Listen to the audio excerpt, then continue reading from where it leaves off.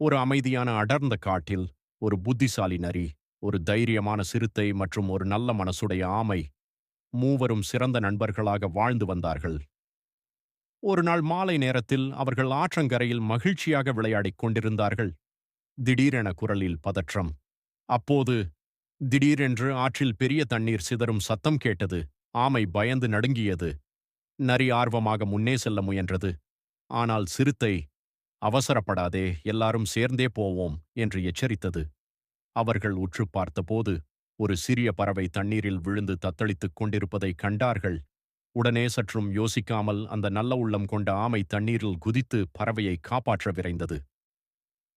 நண்பர்களின் உதவியோடு அந்த சிறிய பறவை பாதுகாப்பாக கரை சேர்ந்தது. அது நன்றியோடு, நன்றி நண்பர்களே என்று பாடியது.